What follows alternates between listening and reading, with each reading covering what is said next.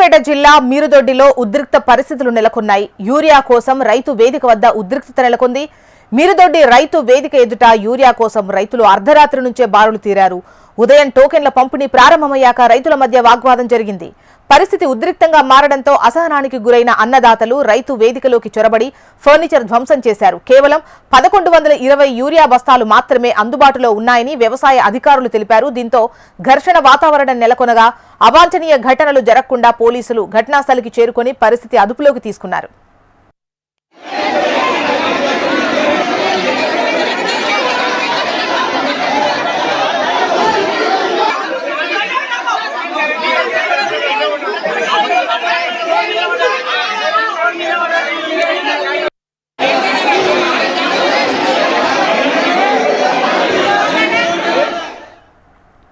సిద్దిపేట జిల్లా మీరుదొడ్డిలో ఉద్రిక్త పరిస్థితులు నెలకొన్నాయి. యూరియా కోసం రైతు వేదిక వద్ద ఉద్రిక్తత నెలకొన్నట్టుగా తెలుస్తోంది.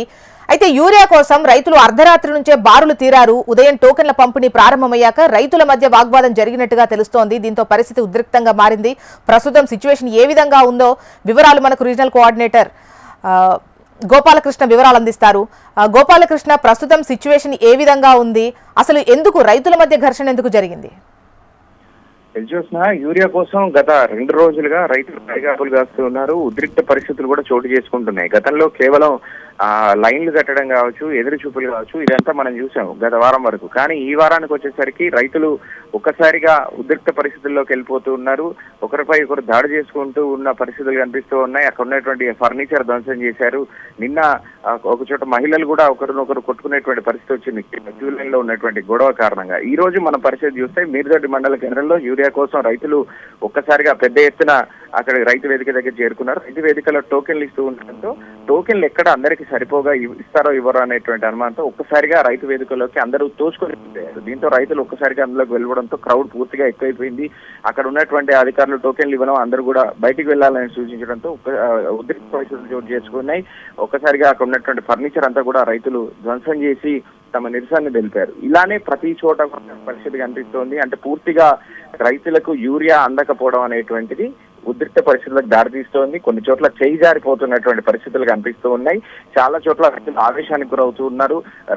అంటే సమయానికి గనక యూరియా వేయకపోతే పంట నష్టపోతాం అనేటువంటి భావన, ఆ ఆవేదన రైతుల్లో స్పష్టంగా కనబడుతోంది. ఆ ఆవేదనతోటే ఈ ఆగ్రహ విషయాలు కనిపిస్తున్నాయని చెప్పి మనం అనుకోవచ్చు. మరోవైపు రాష్ట్ర కేంద్ర ప్రభుత్వాల నుంచి వస్తున్న నాయకుల నుంచి వస్తున్నటువంటి సమాధానాలు కూడా రైతులకు చిర్రెత్తుకొస్తున్నాయని చెప్పుకోవచ్చు. రాష్ట్రంపై కేంద్రం వేస్తూ ఉన్నటువంటి విమర్శలు, ఎవరు కూడా సమస్యను తీర్చడానికి ముందుకు రాకపోవడంతో రైతులకు చిరెత్తుకొస్తోంది. ఈ నేపథ్యంలోనే రాజకీయంగా కూడా ఈ పరిస్థితి తీవ్రతరంగా మారేటువంటి అవకాశాలు అయితే స్పష్టంగా కనబడుతున్నాయి. గోపాలకృష్ణ, ఇప్పుడు మీరుదొడ్డి రైతు వేదిక అధికారులు ఏం చెబుతున్నారు? అక్కడ ఎన్ని బస్తాలు ఉన్నాయి? రైతులకు ఇవ్వడానికి అవి సరిపోతాయా లేదా? టోకెన్లకు సంబంధించి ఇప్పుడు టోకెన్లు ఇచ్చి ఎప్పుడు యూరియా ఇస్తామని చెబుతున్నారు. డీటెయిల్స్ ఎలా ఉన్నాయి?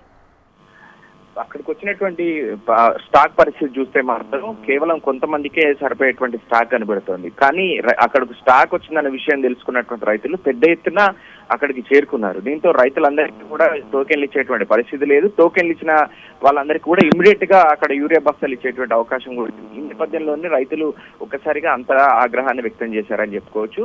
కేవలం ఒకే టోకెన్ కి ఎకరాకి 1 బస్తా మాత్రమే ఇస్తున్నారు. అలాంటి సందర్భంలోనే ఇబ్బందికరంగా మారింది. ఆ టోకెన్లు ఉన్నటువంటి వాళ్ళకు కూడా ఇప్పుడు టోకెన్ ఇస్తే రేపో ఎల్లుండో వారికి యూరియా బస్తా ఇస్తున్నారు. సో రైతులు టోకెన్లు పక్క రైతు టోకెన్ కి అందింది, టోకెన్ తీసుకున్నారనేటువంటి ఒక అంశం, మరోవైపు ఇంతవరకు టోకెన్ రాకపోలేదు అనేటువంటి ఆ బాధ, ఇవన్నీ కూడా వెరిసి రైతులని కొంత ఆవేశానికి గురి చేస్తున్నాయి. కీలకంగా పంట చేతికి వస్తుంది, పంట ముదురుతోంది, పంటకు యూరియా వేయాల్సినటువంటి సమయం అనేటువంటి సందర్భంలో యూరియా గనక ఈ వారంలో వేయకపోతే తీవ్రంగా పంట నష్టం జరిగేటువంటి అవకాశం ఉందనే బాధలో రైతులు ఉంటారు. సో అందుకే ఎక్కువగా గత వారం కంటే ఈసారి ఎందుకు ఆగ్రహావేశాలకు గురవుతున్నారు, ఎందుకు రైతులు ఆందోళన పడుతున్నారు అనేటువంటి కారణానికి వస్తే కేవలం సమయానికి యూరియా అందకపోతే పంట పూర్తిగా నష్టపోయే అవకాశం ఉందనేటువంటి బాధ వారిలో కనబడుతోంది. ఈ నేపథ్యంలో రైతులు ఉద్రిక్త పరిస్థితులకు దారి చేసేటువంటి అవకాశాలు కనబడుతున్నాయి. అదే పరిస్థితి ఇప్పుడు ఒక సిద్దిపేట జిల్లాలోనే కాదు, ఉత్తర తెలంగాణ జిల్లాలో చాలా చోట్ల ఇల్లే పరిస్థితి కనబడుతోంది. నిన్న కరీంనగర్, ఈ రోజు సిద్దిపేటలో ఉద్రిక్త ఉద్రిక్త పరిస్థితులు కనిపిస్తా ఉన్నాయి. ఇటు నిజామాబాద్, ఆదిలాబాద్ జిల్లాలో కూడా యూరియా కోసం రైతులు పడిగాపులు కావడం, రాత్రంతా కూర్చోవడం ఇదంతా కూడా కనిపిస్తుంది. నిన్న జగిత్యాల జిల్లాలో ఒక దారుణమైన ఘటన చెప్పుకోవచ్చు. రైతులు ఇంతలా యూరియా కోసం ఎదురు చూపులు క్యూ లైన్ లో ఎదురు చూస్తూ ఉంటే యూరియాని ఎవరికీ చెప్పకుండా పక్కదారి పట్టిస్తూ అడ్డంగా దొరికిపోయారు ఉన్నటువంటి రాజకీయ నాయకులు. పలుకుబడి ఉన్న వారికి కొంత రాజకీయ పలుకుబడి చెప్పించుకున్న వారికి యూరియా బస్తాలను పక్క ద్వారా వాళ్ళ ఇంటికే చేస్తున్నటువంటి పరిస్థితి నిన్న రాత్రి కనిపించింది. సో చాలా చోట్ల యూరియా పక్కదోవ పడుతున్న మాట కూడా వాస్తవం అనేది కళ్ళ కట్టినట్టుగా కనబడుతుంది. రైట్ గోపాలకృష్ణ, అది రైతులు యూరియా కోసం అయితే పడిగాపులు కాస్తున్నటువంటి పరిస్థితి కనిపిస్తోంది. వెయిట్ చేసి అసహనానికి గురవుతున్నారు. కొన్ని రైతు వేదికల వద్ద చూస్తున్నాం కదా, ఈ విధంగా ఉద్రిక్త పరిస్థితులు అయితే తలెత్తుతున్నాయి. ఇంకా ఆలస్యమైనా కొద్దీ రైతుల్లో అసహనం పెరిగిపోయేటువంటి అవకాశాలు ఉంటాయి. సో రైతులు వేడుకుంటున్నారు, దయచేసి మాకు కావాల్సినంత యూరియా సరఫరా చెయ్యండి, యూరియా బస్తాలు ఇవ్వండి అని చెప్పేసి వాళ్ళు అడుగుతున్నటువంటి సిచ్యువేషన్ అయితే మనకు తెలుస్తోంది.